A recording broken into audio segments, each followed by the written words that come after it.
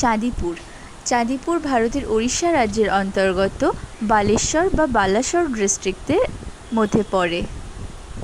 চাঁদিপুর জায়গাটি এর ইউনিক বিচের জন্য ফেমাস। ইউনিক বলতে জোয়ার ভাটার তারতম্য এই বিচেই সবথেকে বেশি বোঝা যায়। এই বিচে জোয়ারের সময় জল যেমন এগিয়ে আসে, ভাটার সময় ঠিক তেমনই জল প্রায় 5 কিলোমিটার সমুদ্রের ভেতরে চলে যায়। তখন এই বিচ দিয়েই হেঁটে 5 কিলোমিটার পর্যন্ত সমুদ্রের মধ্যে হেঁটে যাওয়া যায়। জোয়ার ভাটার এতটা তারতম্য কিন্তু ভারতের অন্যান্য আর কোনো বিচে বোধহয় এতটা চোখে পড়ে না। ওড়িশার বালাসোর স্টেশন থেকে প্রায় 16 কিলোমিটার দূরে অবস্থিত এই চাঁদিপুর। হাওড়া স্টেশন থেকে নির্দিষ্ট কিছু ট্রেন যায়, যেমন অমরাবতী এক্সপ্রেস, জনশতাব্দী এক্সপ্রেস, আরও কিছু নির্দিষ্ট ট্রেন আছে। এই ট্রেনগুলিতে গেলে বালাসোর স্টেশনে নামতে হবে এবং সেখান থেকে লোকাল অটো অ্যাভেলেবেল। আপনারা সেই লোকাল অটোতে করে চলে যেতে পারেন চাঁদিপুর। চাঁদিপুরে থাকার জায়গা বলতে এখানে বেশ কিছু হোটেল এবং রিসর্ট আছে। এখানে ওড়িশা গভর্নমেন্টের গেস্ট হাউসও আছে, তার নাম পান্থনিবাস। পান্থনিবাসে থাকতে হলে এখান থেকে অনলাইন বুক করতে হয়। চাঁদিপুরের আশপাশে বেশ কিছু হোটেল এবং রিসর্ট থাকলেও এই পান্থনিবাস থেকে চাঁদিপুর বিচের ভিউ কিন্তু সবথেকে সুন্দর। এখানকার রুমের ভাড়াও রিজনেবল। ওড়িশা ট্যুরিজমের ওয়েবসাইট থেকে আপনারা এখানে ঘর বুক করতে পারেন। বিভিন্ন সিজনে এখানে কিছু ফেস্টিভ্যালও হয়। আপনারা এখানে চাঁদিপুর বিচের ভিউটা দেখতে পেলেন। এই সময় ভাটা চলছিল, তাই সমুদ্র অনেকটা ভেতরে ছিল। চাঁদিপুরের প্রাকৃতিক সৌন্দর্য এবং শান্ত নিরিবিলি পরিবেশের জন্য এখানে সারা বছরই প্রচুর ট্যুরিস্ট সমাগম হয়। আমরা এক উইকেন্ডে চলে গিয়েছিলাম চাঁদিপুর। হাওড়া থেকে অমরাবতী এক্সপ্রেসে করে বালাসোর স্টেশনে নেমে সেখান থেকে লোকাল অটোতে করে পৌঁছে গিয়েছিলাম চাঁদিপুর বিচে। ছিলাম এই পান্থনিবাসেই। এবারে বিকেল গড়িয়ে সন্ধে হয়ে আসছে, এই সময় চাঁদিপুর বিচের ভিউটা আপনাদের সাথে শেয়ার করছি। হালকা সমুদ্রের গর্জন আর তার সাথে পাখির ডাক, অসাধারণ লাগছিল পরিবেশটা। বিচ দিয়ে সমুদ্রের মধ্যে হেঁটে যাওয়ার ফিলিংসও ছিল অসাধারণ। দিগন্ত রেখাটাকেও অদ্ভুত সুন্দর লাগছিল। মাঝে মাঝে খুব হালকা ছিটে ফোঁটা বৃষ্টি পড়ছিল। চাঁদিপুরে আমরা মাত্র 2 দিন ছিলাম। এই 2 দিনেই আমরা আবহাওয়ার তারতম্য বেশ কয়েকবার লক্ষ্য করেছি। এই ঝমঝম করে বৃষ্টি পড়ছে, আবার কিছুক্ষণ পরেই রোদ ঝলমলে আকাশ। তাই আপনারা এখানে গেলে সাথে একটা ছাতা বা টুপি থাকলে মাথাটা কিন্তু বৃষ্টির হাত থেকে রক্ষা পাবে। আমরা বিচ দিয়ে হেঁটে হেঁটে প্রায় 3-4 কিলোমিটার সমুদ্রের ভেতরে চলে গেছিলাম। আবার জোয়ার আসতে শুরু করায় সমুদ্রের সাথে সাথে আমরাও ফিরে এলাম। এই হেঁটে যাওয়ার অভিজ্ঞতাটা আমার কাছে সারা জীবন খুব সুন্দর একটা স্মৃতি হয়ে থাকবে। এখানেই দেখা হলো কিছু জেলেদের সাথে, তারা মাছ ধরে ফিরছে।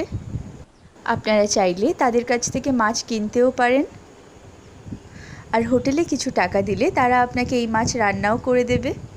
আর সমুদ্রের ধারে বসে সি ফিশ খাওয়ার মজাই আলাদা। আর সন্ধেবেলার জন্য কিছু মুখরোচক খাবার আপনারা এই বিচেই পেয়ে যাবেন। জোয়ারের সময় এবং ভাটার সময় 2 সময়ই কিন্তু এই বিচের আলাদা সৌন্দর্য রয়েছে। ভাটার সময় বিচটা কেমন লাগে সেটা আপনারা দেখতে পাচ্ছেন। এরপর আপনাদের সাথে জোয়ারের সময়ও বিচের ছবি শেয়ার করব। অনেক রাত পর্যন্ত এই বিচে বসে থাকা যায়। বিচটা খুব সুন্দরভাবে বাঁধানো। 360 ডিগ্রি বিচের ভিউ আপনাদের সাথে শেয়ার করলাম। বিচের এই ভিউ কিন্তু অসাধারণ। পরদিন সকালবেলাতে পান্থনিবাস থেকে আমাদের ডেস্টিনেশন বুড়িবালামের মোহনা। তার আগে পান্থনিবাসটা একটু ঘুরে দেখে নেবার পালা। এখানে কমপ্লিমেন্টারি ব্রেকফাস্ট পাওয়া যায়, তাই সকালে উঠেই ব্রেকফাস্ট করে নিয়ে আমরা রওনা হব বুড়িবালামের মোহনার উদ্দেশ্যে। পান্থনিবাসের বিল্ডিংয়ের আর্কিটেকচারও খুব সুন্দর। এখানকার ছবিগুলি দেখেই আপনারা বুঝতে পারবেন যে এখানের বিল্ডিংয়ের শেপটা রাউন্ড। তবে সব বিল্ডিংগুলির শেপ একই রকম নয়। এখানে ব্রেকফাস্ট কমপ্লিমেন্টারি হলেও লাঞ্চ বা ডিনার কিন্তু নয়। তাই লাঞ্চ বা ডিনারে আপনারা আপনাদের পছন্দ মতো খাবার অর্ডার করে খেতে পারেন। পান্থনিবাসে এসি বা নন এসি 2 রকম ঘরই অ্যাভেলেবেল। ঘরগুলি বেশ বড়, পরিষ্কার পরিচ্ছন্ন। আর পান্থনিবাসের আশপাশটাও কিন্তু খুব সুন্দরভাবে সাজানো। এবারে পান্থনিবাসের ভিউ এবং পান্থনিবাস থেকে সমুদ্রের ভিউটাও কিন্তু আপনাদের সাথে শেয়ার করছি। এখানে দেখতে পাচ্ছেন বিচের ধারে সুন্দর বাঁধানো বসার জায়গা। এখানে বসেই সমুদ্রের ভিউ দেখতে দেখতে ঘন্টার পর ঘন্টা কাটিয়ে দেওয়া যায়। এই সময়তেও এখানে ভাটা চলছে, তাই সমুদ্র অনেকটাই দূরে। সন্ধেবেলাতে বিচে বসে থাকলে দূরে অনেক ট্রলারের আলো দেখতে পাওয়া যায়, কারণ চাঁদিপুর আরও একটা কারণে বিখ্যাত, তা হলো মাছের বাজার। চাঁদিপুরের কাছে বলরাম গাড়ি বলে একটি জায়গা আছে, সেখানকার মাছের বাজার ওড়িশার বিখ্যাত মাছের বাজার।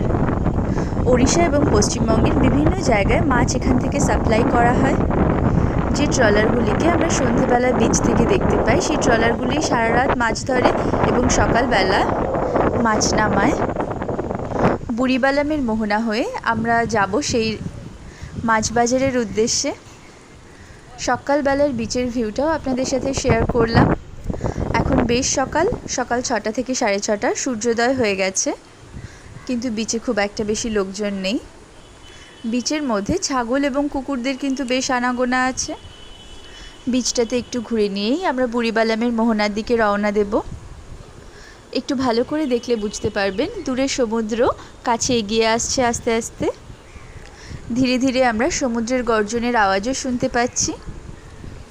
এবারে আমরা চলেছি আমাদের গন্তব্য বুড়িবালামের মোহনার দিকে। সমুদ্রের ধার দিয়ে বিচের ওপর দিয়ে চলে যেতে হবে বুড়িবালামের মোহনায়। 3 থেকে 4 কিলোমিটার হেঁটে গেলেই পড়বে বুড়িবালামের মোহনা। এই জায়গাটার একটা ঐতিহাসিক গুরুত্বও আছে। যারা চাঁদিপুরে বেড়াতে আসেন তারা সবাই সাধারণত এই দিকটায় যান না, তবে যারা একটু ট্রেকিং করতে ভালোবাসেন বা অ্যাডভেঞ্চার প্রিয় তারা কিন্তু চাঁদিপুর থেকে এই 3-4 কিলোমিটার হেঁটে বুড়িবালামের মোহনায় ঘুরে আসতেই পারেন। এখান থেকে হেঁটে যাওয়ার সময় কিছু লোকাল মানুষের সাথে পরিচয় হলো। তাদের থেকে জানতে পারলাম তাদের জীবনযাত্রার কথা, এখানকার সুবিধা অসুবিধার কথা। সমুদ্রের ধার বরাবর হেঁটে যাওয়ার সময় সামুদ্রিক কিছু মাছ এবং প্রাণীও চোখে পড়ল। ছবি তুলে নিলাম তাদের। প্রচুর লাল কাঁকড়া চারিদিকে ঘোরাফেরা করছে। সমুদ্রও ধীরে ধীরে আরও কাছে চলে আসছে। বালির ওপর দিয়ে হাঁটতে একটু অসুবিধা হয়, কিন্তু তা উপেক্ষা করেই প্রাকৃতিক সৌন্দর্য উপভোগ করতে করতে 3-4 কিলোমিটার হেঁটে চলে এলাম বুড়িবালামের মোহনায়। এখানেই বুড়িবালাম নদী বঙ্গোপসাগরে মিশেছে, অর্থাৎ নদী এবং সাগরের সঙ্গমস্থল। এবারে আমি বুড়িবালামের মোহনা 360 ডিগ্রি ভিউ আপনাদের সাথে শেয়ার করছি। শান্ত, নিরিবিলি এবং অসাধারণ সুন্দর এই জায়গাটা। আগেই আপনাদেরকে বলেছি যে এই জায়গাটার একটা ঐতিহাসিক গুরুত্বও আছে। আমি যতদূর জানি 1915 সালে ভারতীয় স্বাধীনতা সংগ্রামীদের সাথে ইংরেজদের এখানেই সংঘর্ষ হয়েছিল। এই সময় ভারতীয় স্বাধীনতা সংগ্রামীদের নেতৃত্ব দিয়েছিলেন বাঘা যতীন। বাঘা যতীনের নির্দেশে ইংরেজদের সাথে ভারতীয় স্বাধীনতা সংগ্রামীদের এই যুদ্ধ ইতিহাসে বুড়িবালামের যুদ্ধ নামে পরিচিত। এত শান্ত, স্নিগ্ধ, সুন্দর জায়গাটা দেখে মনেই হয় না যে এটা কখনো যুদ্ধক্ষেত্র হয়ে উঠেছিল। এখানে নদী খুব সরু হয়ে সমুদ্রে মিশেছে, তবে বর্ষার সময় বা জোয়ারের সময় নদী অনেকটাই চওড়া হয়ে যায় বলে শোনা গেছে। বুড়িবালামের মোহনা ঘুরে এরপরে আমাদের গন্তব্য বলরাম গাড়ির মাছের বাজার। মোহনার ধার দিয়েই আছে সরু রাস্তা। সেই রাস্তা ধরেই খুঁজে খুঁজে কিছুটা এগিয়ে গেলে পড়বে বলরাম গাড়ি মাছের বাজার। আমরা সরু রাস্তা ধরে হেঁটে হেঁটে পৌঁছাতে লাগলাম বলরাম গাড়ি মাছের বাজারে। তবে আপনারা যদি এই বলরাম গাড়ি মাছের বাজারে যেতে চান তাহলে চাঁদিপুর বাজার থেকেই এখানকার গাড়ি পেয়ে যাবেন। টোটো বা অটো অ্যাভেলেবেল। তবে অ্যাডভেঞ্চার প্রেমী মানুষরা কিন্তু আমাদের মতোই হেঁটে হেঁটে এভাবে পৌঁছে যেতে পারেন। পৌঁছে গেলাম মাছের বাজারে। আমার দেখা এটা সবথেকে বড় মাছের বাজার। এত বড় মাছের বাজার আমি আগে কখনো দেখিনি, আর এত পরিমাণ মাছও আমি আগে কখনো দেখিনি। প্রায় মাথা সমান উঁচু উঁচু ঢিবি করে রাখা চিংড়ি মাছ আছে, পরিচিত প্রচুর মাছের সম্ভার। অচেনা, নাম না জানা মাছও আছে প্রচুর। তবে এখান থেকে পাইকারিভাবে মাছ বিক্রি করা হয়। বাজারের বাইরেই দাঁড়িয়ে আছে সার গাড়ি। মাছ এখান থেকে বিভিন্ন জায়গায় চলে যাবে। এখানে মাছের দামও কিন্তু অসম্ভব কম। এখানে সাধারণত খুচরো মাছ বিক্রি করা হয় না, তবে আমরা অনেকবার রিকোয়েস্ট করে কিছু খুচরো মাছ এখান থেকে কিনেছিলাম এবং হোটেলে ফিরে তা রান্না করিয়ে নিয়ে হোটেলের কর্মীদের কাছ থেকে দারুণভাবে উপভোগ করেছিলাম। তাই শুধু চাঁদিপুর বিচই নয়, চাঁদিপুরের এই বিখ্যাত মাছের বাজারও আমাদের স্মৃতিতে অমলিন হয়ে থাকবে। এবারে বলরামগাড়ি মাছের বাজার থেকে আমরা আবার চলেছি পান্থনিবাসের দিকে। ফেরার সময় আমরা পেলাম মালবাহী অটো, আর তাতেই আমরা ফিরলাম পান্থনিবাসে। পান্থনিবাসে ফিরেই আমরা চলে গেলাম আবার সমুদ্রের ধারে। এখন কিন্তু ভরা জোয়ার। এখন আপনারা ভরা জোয়ারের ছবি দেখতে পাচ্ছেন। আগে কিন্তু এই বিচেই আমরা হেঁটে বেরিয়েছি, এখন দেখুন সিঁড়ি পর্যন্ত জল চলে এসেছে। সমুদ্রের গর্জনও শোনা যাচ্ছে। তবে দীঘা এবং পুরীতে আমরা যেমন সমুদ্রের গর্জন শুনতে পাই, এখানে কিন্তু অতটা সমুদ্রের গর্জন নেই এবং ঢেউয়ের তীব্রতাও কিন্তু দীঘা বা পুরীর থেকে অনেকটাই কম। তবে দীঘা পুরীর সমুদ্রে যেমন প্রচুর মানুষ স্নান করেন, এখানে কিন্তু আমরা খুব বেশি ট্যুরিস্টকে স্নান করতে দেখিনি সমুদ্রে। এবারে আপনাদের পরিচয় করিয়ে দিই পান্থনিবাসের আরও কিছু সদস্যের সাথে। আরও কিছু সদস্য বলতে এখানে রয়েছে কিছু রাজহাঁস। তাদের সারাদিনের ডাকাডাকি দৌড়াত্তি এই পান্থনিবাসে থাকার আনন্দ আরও কিছুটা বাড়িয়ে দেয়। কিছুক্ষণ আগেই বৃষ্টি হয়ে গেছে, অল্প কিছু জল জমে আছে, সেখান থেকে দেখতে পাচ্ছেন হাঁসগুলি জল খাচ্ছে। তাদের এই দৃশ্যগুলিও আমরা ক্যামেরাবন্দি করে নিলাম। আশা করি আমাদের সাথে আপনাদেরও এগুলো দেখতে খুব ভালো লাগছে। কালই আমরা ফিরে যাব, তাই দুপুরে কিছুটা বিশ্রাম করেই বিকালে আবার বিচে ঘোরাঘুরি শুরু। বিকেলটা আবার উপভোগ করলাম সমুদ্রের ধারে বিচে হেঁটে। আজও বেশ কিছুক্ষণের জন্য বৃষ্টি পেলাম। চাঁদিপুরে প্রচুর ট্যুরিস্ট সমাগম হলেও দীঘা বা পুরীর বিচের মতো অতটা ক্রাউডেড নয়।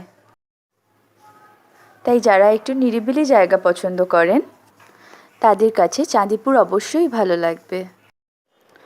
যারা দীঘা বা পুরীতে বেড়াতে গেছেন তারাও কিন্তু একবার ঘুরে আসতে পারেন এই চাঁদিপুরে, কারণ দীঘা এবং পুরীর সমুদ্রের বিচের সাথে কিন্তু চাঁদিপুরের কোনো তুলনাই হয় না। এই বিচটা একেবারেই অন্যরকম এবং জোয়ার ভাটার যে তারতম্য এই বিচে দেখা যায় তা কিন্তু দীঘা বা পুরী কোথাও দেখা যায় না। চাঁদিপুর বিচে খাবারের দোকান ছাড়াও আছে কিছু সামুদ্রিক ঝিনুক এবং শামুকের তৈরি বিভিন্ন জিনিস। আপনারা আপনাদের পছন্দ মতো সেখান থেকে টুকটাক কিছু মার্কেটিংও করতে পারেন। একঘেয়ে জীবন থেকে দুদিনের জন্য একটু পালাতে চাইলে কাছেই ঘুরে আসতে পারেন এই চাঁদিপুরে। বেড়ানোর খরচও খুব কম এবং প্রকৃতির এত সুন্দর রূপ আপনাকে নিশ্চয়ই মুগ্ধ করবে।